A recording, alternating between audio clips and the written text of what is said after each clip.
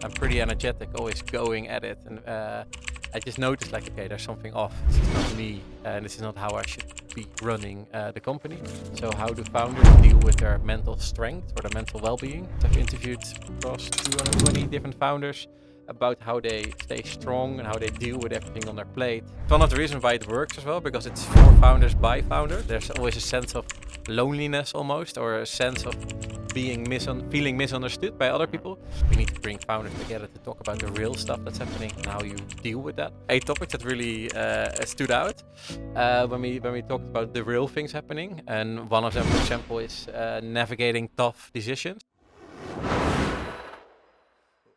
Welcome back to another episode of the Startup Passport by Econsulate. Today we're joined by Wouter de Bruijne. Thank you very much for joining. Yeah, cheers. Happy You're to be here. Thanks. You're the co-founder of ParkBee, and then also the founder of Resilience Inc. Yeah, correct. So can you tell us a little bit how you co-founded or joined the founders of ParkBee in the first place? Yeah, sure.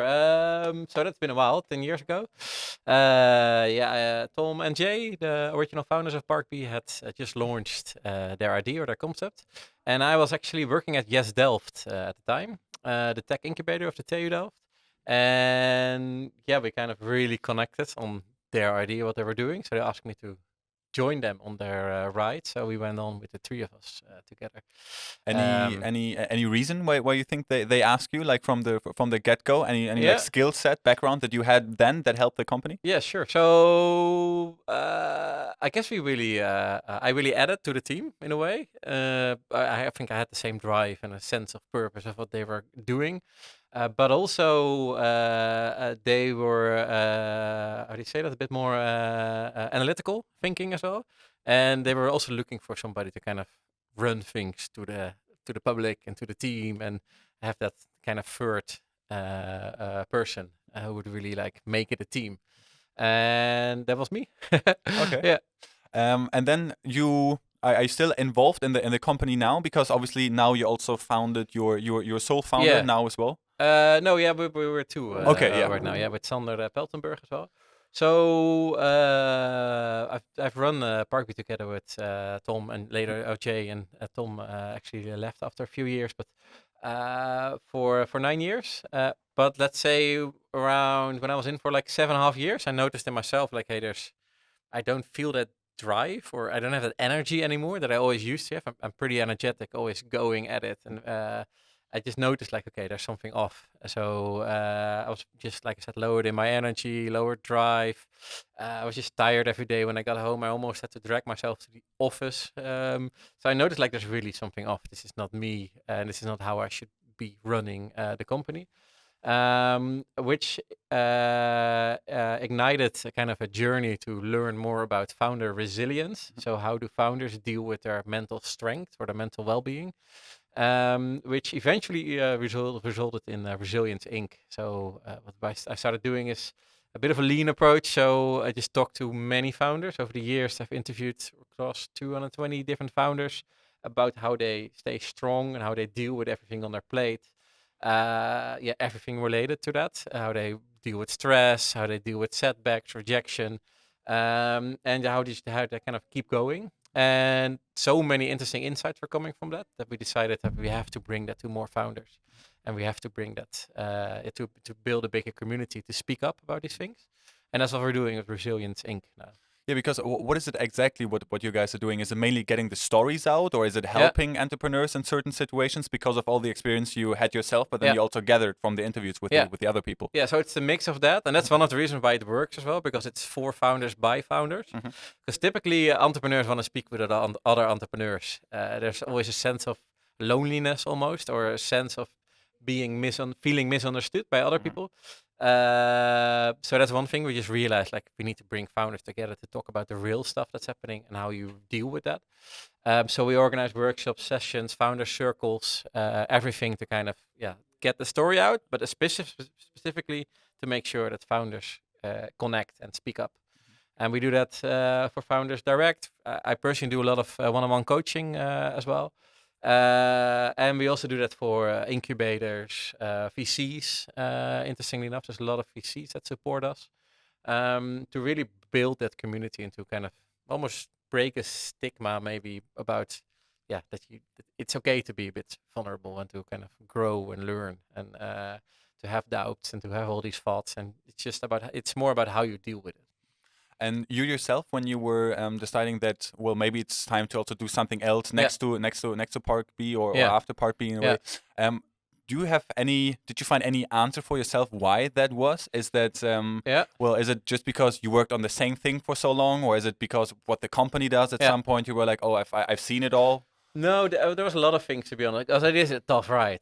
Honestly, I mean, also ParkBee 9 years, we raised a lot of capital, we survived Corona, COVID, which was really tough for us because we lost all our transactions, of course. Because a mobility company, there was no parking during exactly, because COVID. Maybe just in one or two sentences for the people that don't know what ParkBee is. Thanks. So we optimize parking locations, specifically non-public locations, for example, offices, hotels, where there's a lot of underutilized spots. We make sure we open them up to the public. Yeah.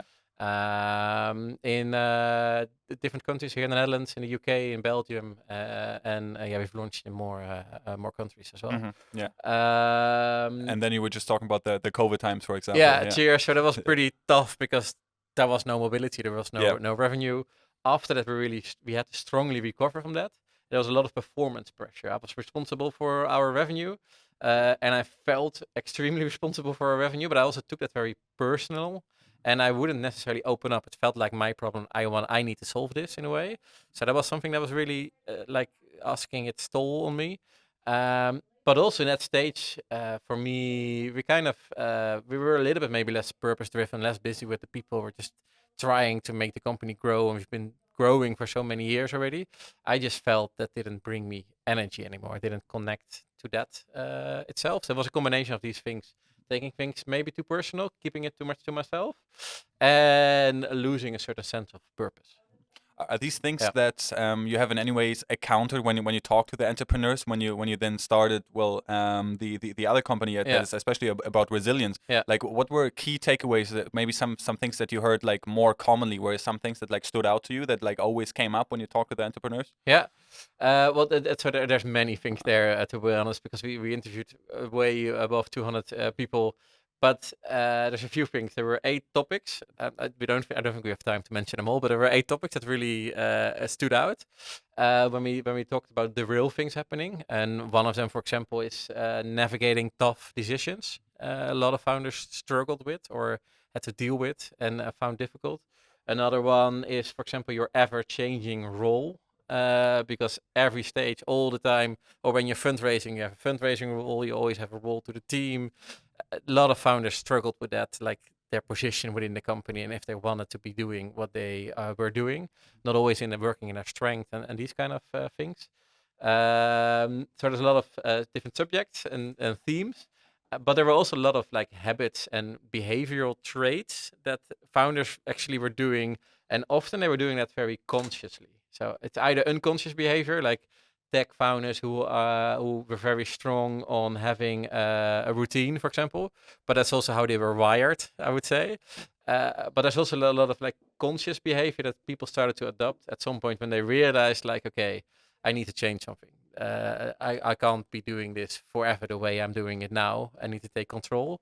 And that's actually what was extremely interesting to see, that there's a lot of things these founders started to adopt to be stronger in what they were doing, in their mental well-being then as well. Yeah. And after all of your experience and talking to all of these entrepreneurs, this is a question that is probably there is no right answer for that, because there is the answer would be way too broad. Yeah. But maybe let's phrase it this way: if you could give an advice to your younger self now, maybe before starting or the first company.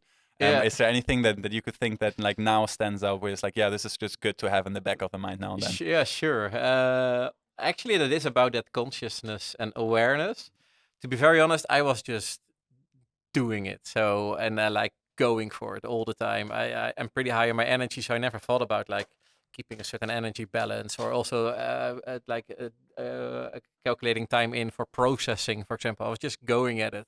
I would drive to the office pre-traffic every morning and just go.